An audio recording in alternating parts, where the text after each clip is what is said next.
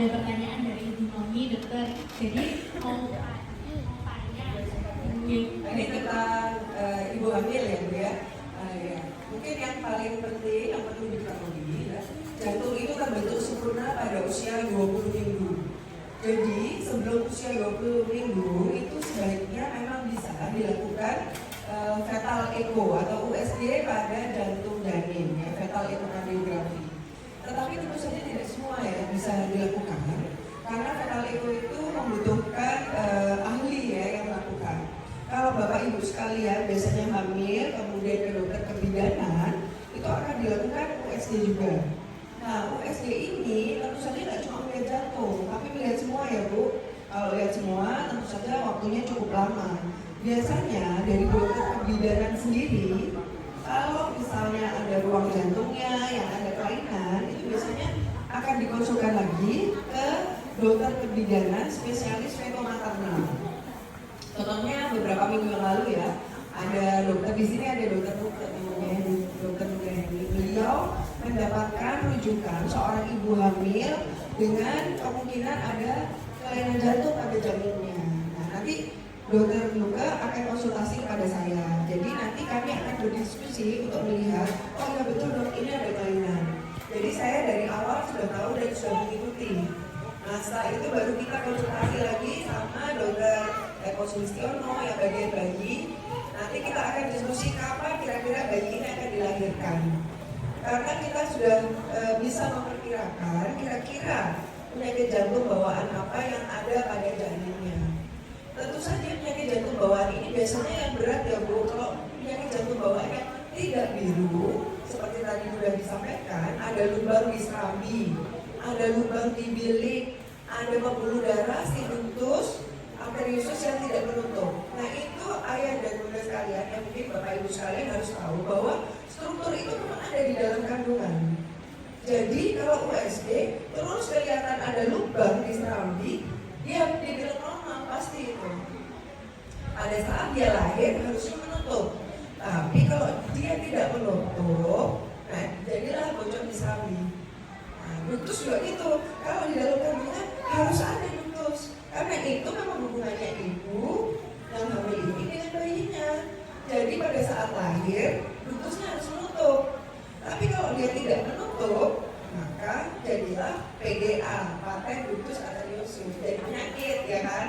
Nah, jadi yang perlu diketahui oleh Bapak Ibu sekalian bahwa yang namanya deteksi itu selain fetal echo ada beberapa sindrom itu bisa diambil cairannya terus dilihat namanya amniocentesis ya, cairan ketumbarnya itu diambil terus dilihat apakah dia sindrom atau tidak.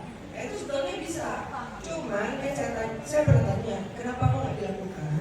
Seringkali ada darah sedikit aja itu sudah nggak bisa diperiksa dan pemeriksaannya cukup mahal. Nah, apalagi di Indonesia ini kita menghormati mulai dari pembuahan. Jadi kalaupun ketemu apapun ya Bu, ada sindrom, ada jantung bocor yang berat, itu tidak akan dilakukan terminasi atau penguburan karena kita menghormati sejak pembuahan. Jadi tidak dilakukan apa-apa. Mungkin sangat berbeda dengan di luar negeri ya, mereka udah tahu langsung dibutuhkan. Tapi jangan bersedih kalau seumpama ada yang mengatakan atau dokter kebidanan atau teman-teman bilang ada kelainan di jantung janin ya, nggak usah sedih. Karena apa? Saya juga pernah ya ikut pendidikan fetal echo ya. Dokternya luar negeri bilang ini ada bocor di ini, tapi lahirnya masih bisa normal ya. Jadi nggak usah stres dulu karena memang kadang-kadang agak sulit karena kita kan tahu bayi janin di dalam kandungan itu berputar. Jadi kalau ketemu jantungnya nanti sebentar lagi udah tidak lagi. Jadi sepertinya jantungnya terbalik-balik tapi ternyata normal gitu. Jadi memang agak sulit. Biasanya saya selalu sampaikan kalau saya dikonsulit, kalau berat saya langsung datang. Tapi kalau enggak, nanti pada saat lahir akan kita lakukan USG dan juga pemeriksaan pulse oximetry. Tadi ditulis itu buku KIA-nya lama, buku KIA yang baru tahun 2024. Jadi ibu-ibu boleh download. Di buku KIA yang baru ada screening pada bayi baru lahir. Misalnya screening hipotiroid kongenital yang ditusuk tuh di mana tumitnya untuk lihat hipotiroid tiroid atau tidak, karena tiroid berkait dengan otak ya. Kemudian screening penyakit jantung bawaan kritis pakai pulse oximetry tadi di tangan kanan dan kaki. Itu saya berharap ibu-ibu sekalian yang mungkin nanti bisa disampaikan, ada yang jadi kader, bisa disampaikan bahwa yang di buku KIA itu udah banyak banget sekarang. Screening udah bisa dilakukan. Kalau nggak salah udah ada 6 atau 6 kalau nggak salah ya. Ada G6PD, terus habis itu screening BJB, screening hipotiroid, terus pendengaran ya. Jadi nanti Bapak Ibu bisa mencermati lagi buku KIA. Ya. Nah itu saya rasa Bu, udah terjawab belum?